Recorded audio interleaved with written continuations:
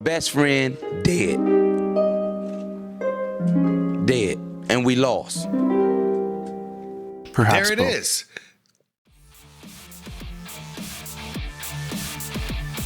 All right, welcome back to the show, everybody. Hope you all having a good day so far. So, I saw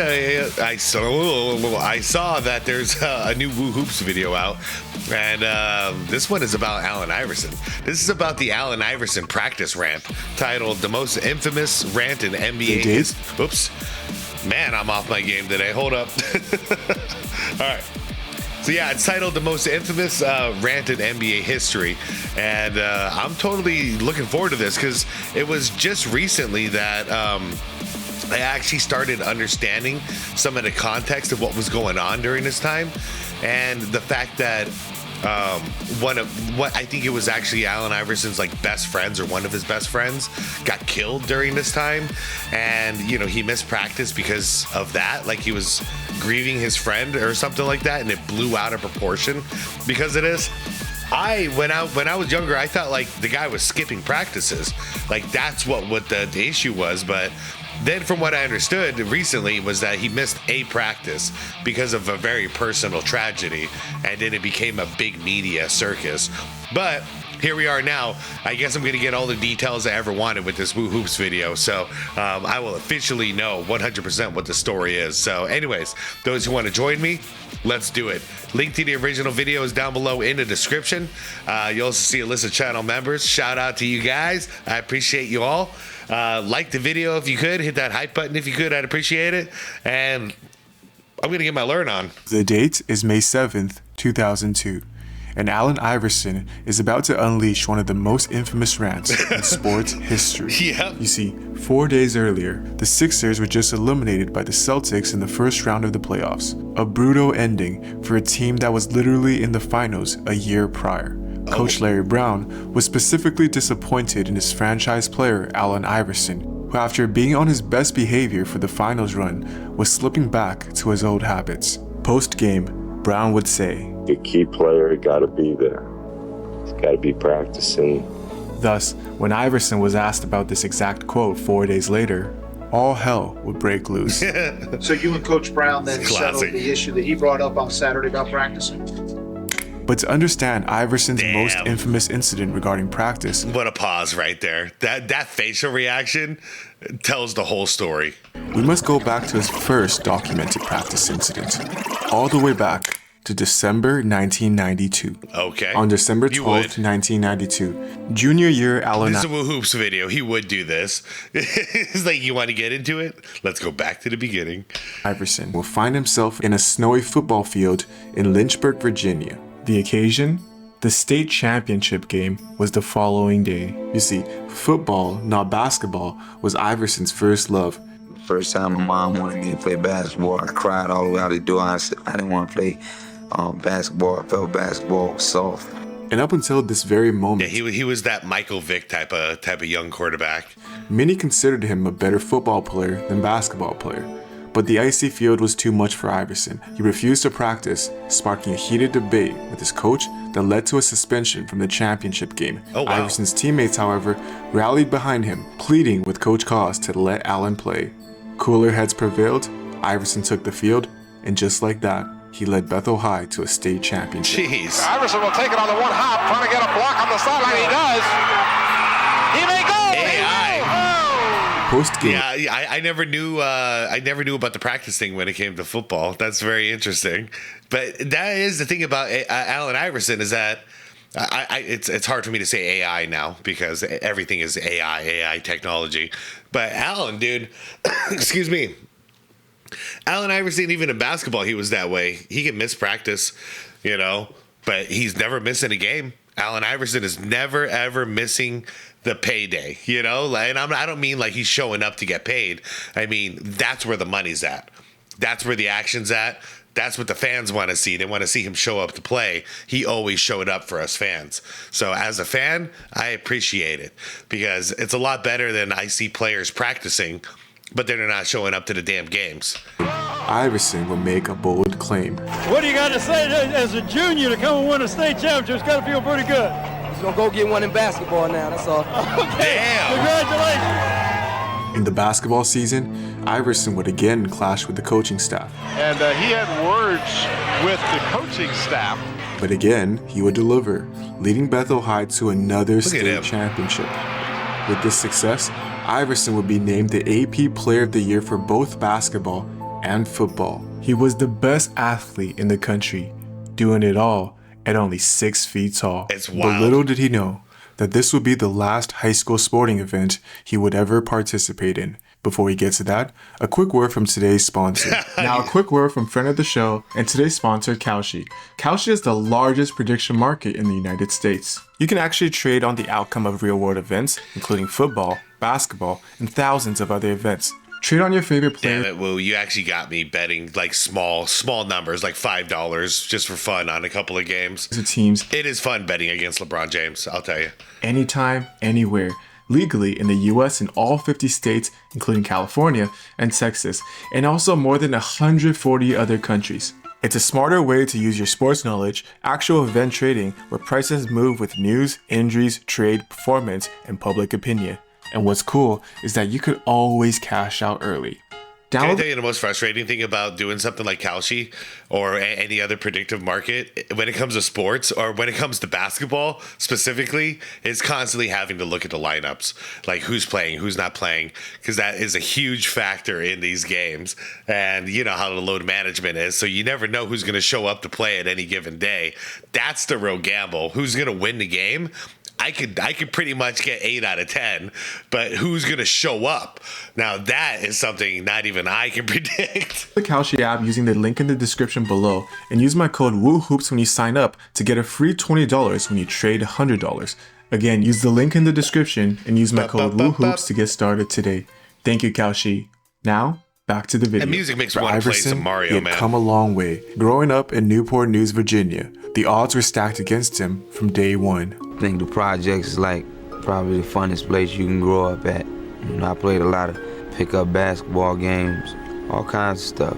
But because of his mother, Iverson would always carry with him unwavering self-belief. My mom told me one day that I could be anything that I wanted to be. And I literally took that for what it was.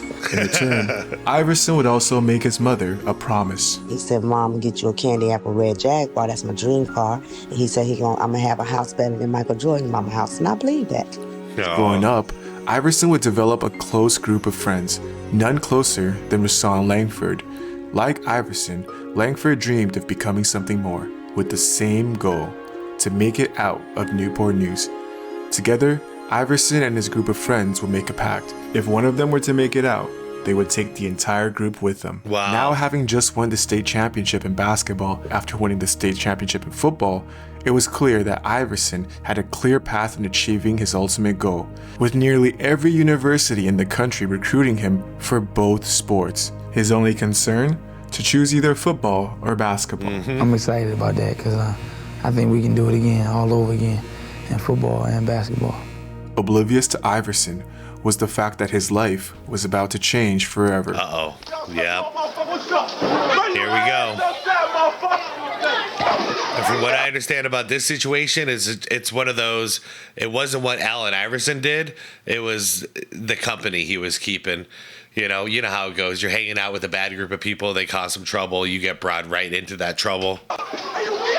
That's how I've always understood it, at on least. Valentine's Day of 1993, Iverson and his friends were involved in a bowling alley brawl that resulted in chairs being thrown. According to Iverson, a white man by the name of Stephen Forrest would call him the N-word, triggering a melee between Iverson's group and Forrest's. Iverson and his group would claim that Allen wasn't directly involved in the fight and was escorted out the premises once it got out of hand. Meanwhile, 2 bowling alley employee witnesses. Anybody who's seen this video, have you been able to spot Allen Iverson in the shuffle? Would claim that Iverson was directly responsible for throwing a chair that would concuss a woman by the name of Barbara Steele. Despite the he said she said nature of this case, here are some undisputed facts. Okay. 4 people were arrested for this brawl, all black, including Iverson. They would be charged with all black, you say. So if there was 2 sides to this fight, okay, that's already a strike one. only one side is getting punished for this brawl. That's a bad sign. Continue. Maiming by mob, a statute that was invented during the Jim Crow era to protect black people from lynching. Wait, let me back this up a sec. All black, including Iverson. They will be charged with maiming by mob, a statute that was invented during the Jim Crow era to protect black people from lynching. Although a juvenile at the time, Iverson was tried as an adult. And for his alleged role in the brawl, Iverson will be sentenced 15 years in prison. That's so crazy, man. I forgot it was this bad. 15 years in state prison? We're not talking jail. We're not talking practice. You're talking about state prison, 15 years? That's like a murder charge, man. 10 of them suspended. 10 of them all suspended. universities will pull their off. Shit. Hold on. Years in prison. 10 of them suspended. So if 10, so you're saying 5 years in state prison. That's still incredible. Even if okay. I'm trying to get the full picture here, you guys. So the charge is saying that he threw a chair at an old lady and it gave her a concussion. So if that's the charge, that's a bad charge to get. I understand that's a bad charge to get.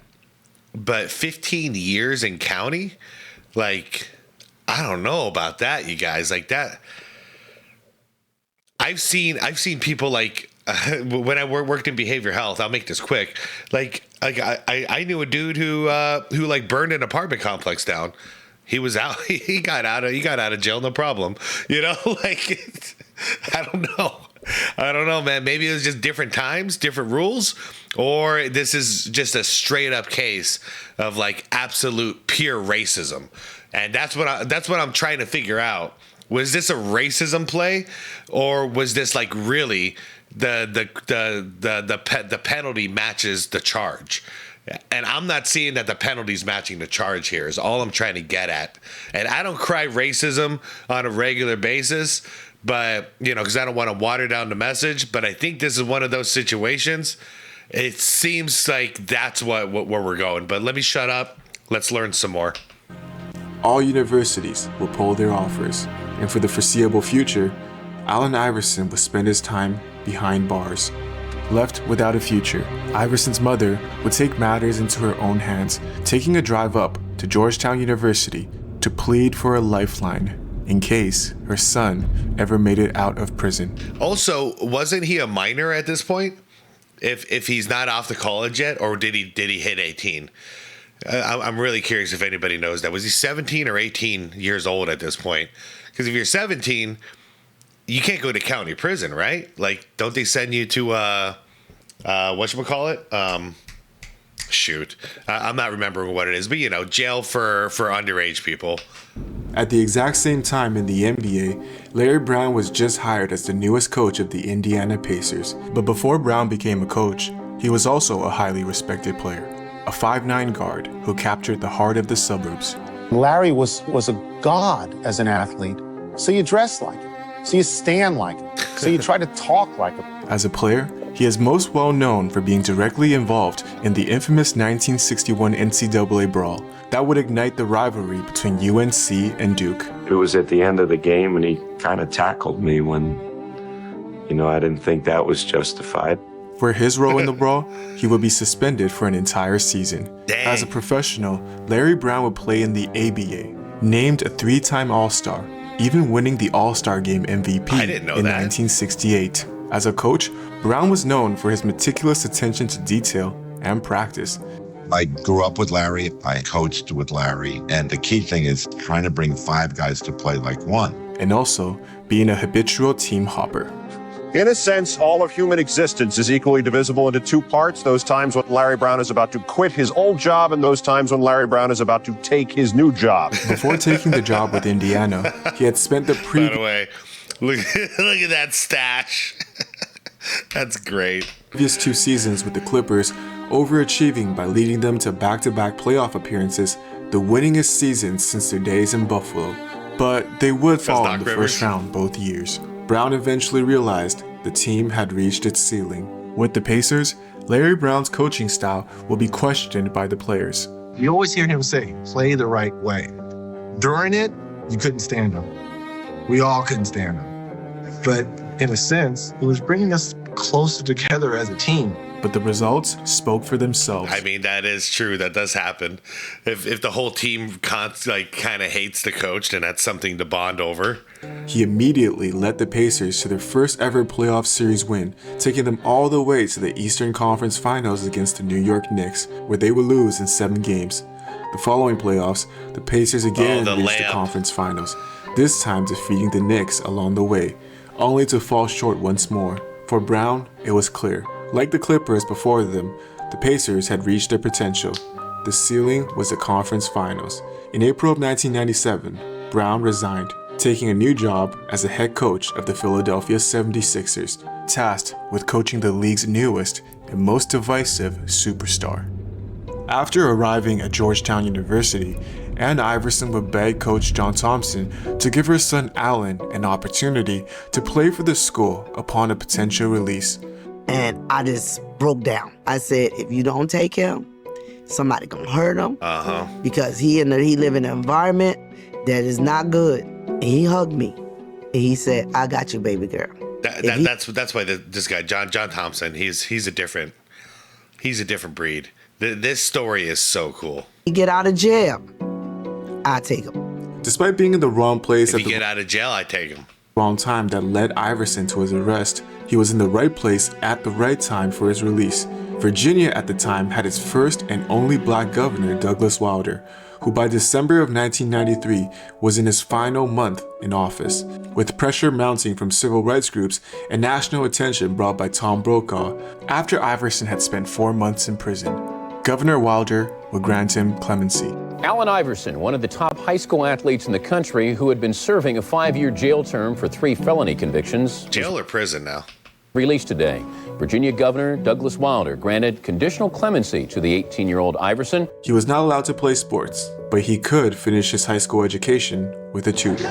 His diploma is the culmination of all your hard work and all your hard effort. Nice. After all the things that happened to me, when I get my second chance, I wanted to prove to myself, man, that I could do this, get this done. Afterward, Iverson would attend Georgetown and play for the Hoyas under Coach John Thompson. During this tenure, Thompson would shield Iverson from the media and let him focus on basketball. But I think Coach Thompson did a great job of keeping those people away from me. And he did a good job making sure that when they did talk to me, it wasn't about those type of things. And focus on basketball he did, as after 2 stellar seasons, Iverson would become the first player in Georgetown history to leave school early to declare for the NBA draft. Yeah, my brother had his eye on Allen Iverson. He was talking about him quite a bit the year prior to him coming into the NBA. So, of course, being the younger brother, I had my eyes on Allen Iverson the second he stepped foot on a Philadelphia court. Man, John Thompson really saved his life. The first pick straight up in the 1996 NBA draft, the Philadelphia 76ers select Allen Iverson from Georgetown University. The little man who can. In the NBA, despite being the #1 overall pick, he was an instant outcast, criticized by the media and veteran players alike, showcasing an image that they deemed problematic. And I remember the irony is maybe he was a problem for the league coming in, but us fans, man, were we excited. You know, we were really excited about Allen Iverson, kind of the same way we were excited about Shaquille O'Neal when he got drafted. Like, it was huge buzz around the fandom, and AI was that dude. We were all talking about him. We were all watching him. It was amazing to see what he can do in his short height, because he wasn't playing a point guard. He was a killer of a shooting guard who would just attack and attack and attack. But at his height, we had never seen something quite like this. Like, Isaiah Thomas is probably the closest thing to compare to, but completely different styles of play. 97 All-Star game in Cleveland. That's the year the NBA was celebrating its 50 greatest players. And all the great players that gathered there. But a lot of it was those guys talking about Iverson and how bad he was for the game. They were all coming down on him. How bad did it get? The NBA Hoop magazine would digitally alter his image, removing his diamond earrings, necklace, and tattoos. Critics also questioned... And that's all it is, guys. That's all it is, folks. It wasn't about how he plays basketball. It was about the image he was bringing in. And the irony is, they were right. But it wasn't a bad thing like they thought it was. But did Allen Iverson change the image of the NBA? Absolutely 100% he did. But you know who did that before him? Michael Jordan. Iverson's decision of keeping close ties with his friends from Virginia. You see, after making the NBA, Iverson did fulfill his promise to his friends from Newport News, traveling 24/7 with his entourage, living life to its fullest. But every time I see him or hear something, he's got these 5 or 6 guys with him who like bad guys. The critics included team officials and even his own mother, who alleged they were stealing from his bank account and would say, quote, "It's tough for him to tell his friends to take a hike." Speaking of the treatment, Allen Iverson's best friend, Rashawn Langford, would say, "I don't know why. Maybe it's our appearance. I guess I don't look like I'm supposed to look. It's not like we go around fighting." Yeah. But none of this affected his encore performance. What the hell was that? Iverson was an enigma, even breaking Will Chamberlain's rookie record by scoring 40 points in 5 straight games. Allen Iverson with 39 in the second half. And also symbolically announcing his arrival with this famous crossover. Yeah, we gotta show this. Iverson has Jordan. The crowd is into it. Allen shakes Craig. I like in his Hall of Fame speech when he talks about this play, he talks about him walking up to Jordan and saying, "Man, MJ, like, I love you, man. I love you so much. Like, you're my hero." And MJ's response is like, "Man, if you love me so much, why you gotta cross me over like that?" I fucking love basketball, dude. This historic season would earn Iverson the Rookie of the Year award. Yeah, he's the first Philly player to win the award. Yet for the team, success was limited as they would go 22-60, 2 games worse than the season prior. That offseason, the Sixers would fire their coach, Johnny Davis, and replace him with Larry Brown. Larry Brown and Allen Iverson would go on to have one of the most tumultuous relationships in NBA history. For sure. Being so young, a lot of the rifts that we got into, 99% of them were my fault. I wonder what your relationship would be with any employee that you might have who doesn't choose to come to work. People made it seem like I didn't even come to practice. He duck out an emergency exit and during practice and scarf down some Taco Bell tacos. And that drove Brown crazy because to him, practice is this sacrosanct ritual. Yeah. But despite that, the team would seemingly improve every season. I get what Larry Brown's getting at, 100%. No, I would expect my star player to be at practice every day. Same, I would expect my star player to be at every single game possible. Absolutely. But what's going to be priority if you're injured or you're hurt and nursing an injury is playing the game. If that means you got to take some practices off, we'll do that. But in this case, if Allen Iverson is just kind of like chilling, eating tacos and stuff during practice, I would have a problem with this. I really would. 51 in their first season together and making the playoffs together in their second, making it all the way to the conference semifinals before being swept by Brown's former team, the Indiana Pacers. Damn, Larry Who's had a bad night. See Larry Brown suffering. The following 2000 NBA season, they would make it again to the semifinals. And again, they would lose to the Pacers, this time in 6 games. Just like the way that Larry Brown placed a self-imposed ceiling on his former teams, is it possible that for the Sixers, their ceiling was merely a second-round team? Additionally, earlier that season, in November, after a blowout loss against Detroit, Iverson would tell the media, "People don't like the way I play. They can just get me the hell out of here. They can trade me. I don't give a damn." As Allen Iverson was saying this, Larry Brown was 5 feet away. Thus, after another second-round exit, Brown would take Iverson up on his word, trading him, ironically, to the Detroit Pistons. When Iverson was informed, he would beg the Sixers for one last chance. "I'm gonna change. I'm gonna get married. I'm buying a big house. I'm ready to be a leader. I want to be a captain. I'm gonna be on time. I can do it." Wow. I've never seen this quote. For an hour and a half, he said the same words over and over. So he was pleading to them, give me one more shot. I'm gonna change. This sticks out the most. I'm gonna get married. I'm buying a big house. Sorry for the bad line.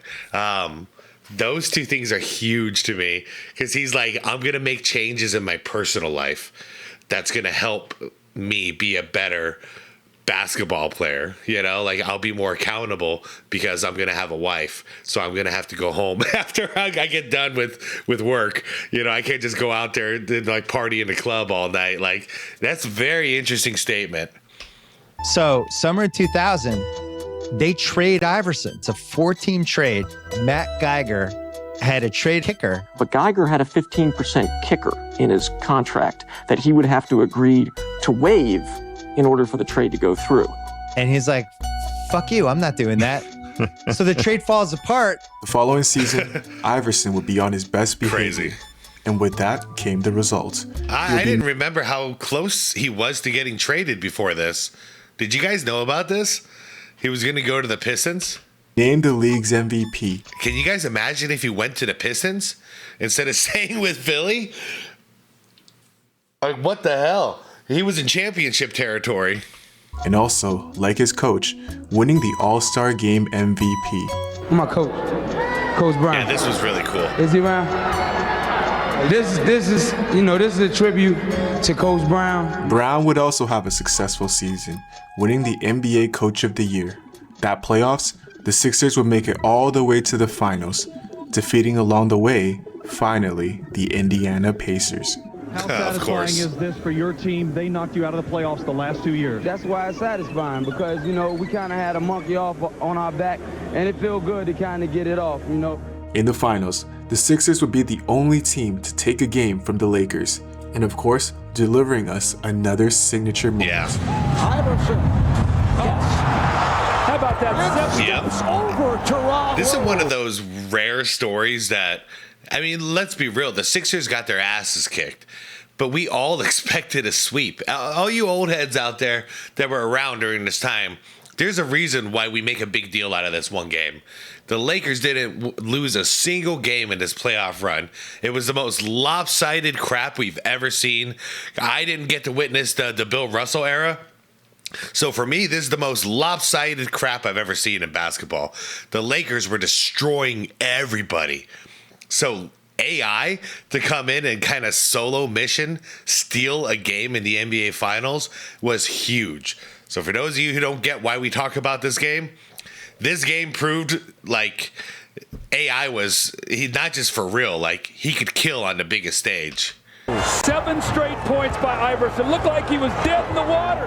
After the season, AI would ride this momentum into the summer. And don't get it wrong, the Lakers they already were talking about it. They were going for that clean sweep because all they had to do was win 4 games against, a very undermanned Philly team compared to the Lakers. And then they would have had the perfect playoff run, undefeated playoff run, championship at the end. So they wanted it. This pissed them off. Shaq still talks about this game. Nothing but respect for AI, Allen Iverson, when he does it. But at the same time, he's like, damn, man, they took away our perfect run. Continuing to fulfill the promises he made by marrying his high school sweetheart, Tawana Turner, on August 3rd, 2001. Alongside him as the groomsman, the same group of friends, including Rashawn Langford, who would also vacation with Iverson for his honeymoon. However, 2 months later, when Iverson was at Sixers training camp, tragedy would strike. I forgot the point of the video. All right, here we go. Now we're back at the story. I've already learned so much, dude. Guys, links down below if you want to check out Woo Hoops' channel. So highly recommend subscribing to this channel. In the early morning hours of October 14, 2001, Iverson's best friend, Rashawn Langford, would be murdered. It was killed in shooting. Not the worst pain that I've been through in my life, losing somebody. It was right up there at the top. From that day on, he would take responsibility of Langford's family, paying for the funeral, their car, their new home, and the schooling of his 3 children. On the court, the Sixers would take a step backwards, finishing as the 6th seed, drawing the Boston Celtics in round 1. At the exact same time the series was unfolding, the murder trial of Rashawn Langford was underway in Hampton, Virginia. The same prosecution team that once put Iverson behind bars was now prosecuting the man accused of killing his best friend. Okay. Addressing the jury, prosecutor Holly Cox said of Langford and his circle, "You may not like them, but you'll believe what they say." On the morning of May 3rd, 2002, Gregory Fox would be found guilty of second-degree murder in the shooting of Rahsaan Langford. He would be sentenced to 43 years in prison. Wow. That same afternoon, Allen Iverson took the court. I remember what I was saying earlier. So like 45 years in prison for killing somebody in cold blood. And they were trying to give Allen Iverson 15 years for throwing a chair. Still feels weird. In Game 5 of the first round against the Celtics. Despite a 31-point effort, the Celtics will blow out the Sixers by 33 points. Post-game, Iverson will skip the press conference, and Coach Larry Brown will publicly call him out once again. The key player got to be there. He's got to be practicing. He's got to set the example, and he knows that. And just like that, now that I know what led to it, like Coach Brown had to know what was going on with Allen. So that's kind of bullshit that he did that. You know, he could have just said, "Listen, there's a reason why Allen wasn't here today, or you know why Allen's head was out of the game, and this is what's going on. If he wants to talk about it, he'll tell you about it. But I'm just telling you, as his coach and as his friend, there's a reason for what you saw, you know. So no, I'm not going to sit here and bash, you know, my star player Allen Iverson when he's going through some stuff, you know." He could have changed this whole thing. After a year of goodwill with the Sixers, it was all out the window. Trade rumors again swirled around the Sixers franchise player. 4 days later, Iverson would be called into a meeting with the Sixers front office. After a heated exchange, Larry Brown would assure him he would not be traded. Feeling relieved, Iverson would agree to hold a press conference later. So he already got the monkey off his back. He's like, all right, these guys aren't going to trade me. I can say whatever the hell I want. I love it.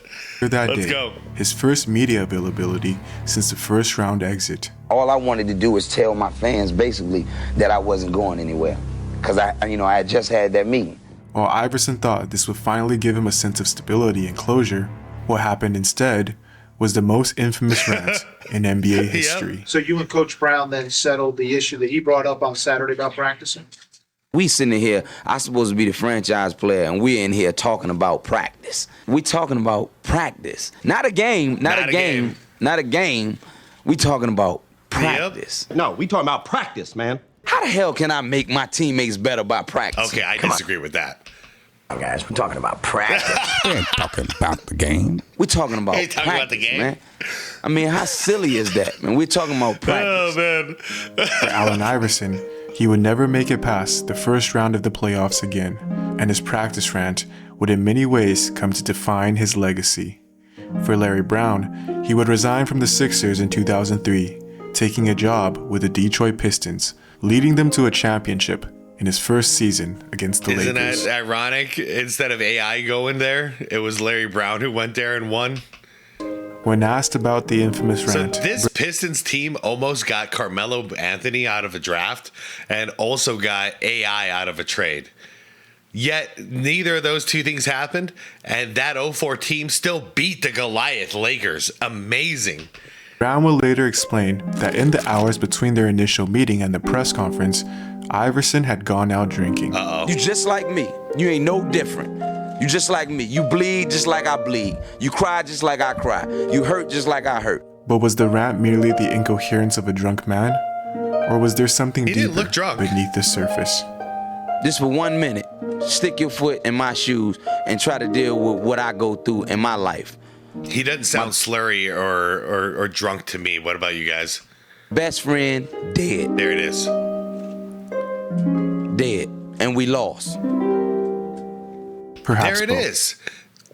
Why haven't I heard that part more? They always show the practice part, but that's the whole summary. Best friend dead, and we lost the game. Through in my life. My best friend dead. Dead. And we lost. Perhaps both. Or perhaps we could all just be a little more understanding. I remember when all people could talk about is my friend and how they were bringing me down. And now I just wish he could be around for people to talk about him bringing me down. Excuse me. Man, what an amazing video. The questions I have, before I forget, because there's still at least one question that's lingering in my head. And it's because he said that line. How am I supposed to make my teammates better by practicing with them? That really kind of shocks me that he said that. So, are both things true? Because I'm old enough now to realize that it's not this or that. It's not black, white, left, right. Sometimes up, down. Sometimes it's both. And it sounds like this might be a case of it's both. So, was he skipping practices, yet at the same time, yes, he was going through this tragedy, and then basically it became enough is enough because they were in the playoffs and he was still missing practice? Was it like that? Or was he not skipping practices at all? And then when this was all going down, when it came to the tragedy, then he missed practice. Because what I'm starting to get out of this is that this was a frequent problem. You know, because they were talking about from his first season already, you know, he was kind of just like chilling during practice. So I'd like to hear it if you guys have any more information on it. That's the only thing this video leaves a mystery for me. But everything else, man, I learned so much about this whole story, and I even learned more about his journey altogether. But yeah, I think that's the one question I have for you guys. If anybody knows, stick it in the comments. Everybody, if you guys see that comment in there and it checks all the boxes, hit those thumbs up. And if I see it, I'll pin that damn comment for everybody else to see. Anyways, you guys,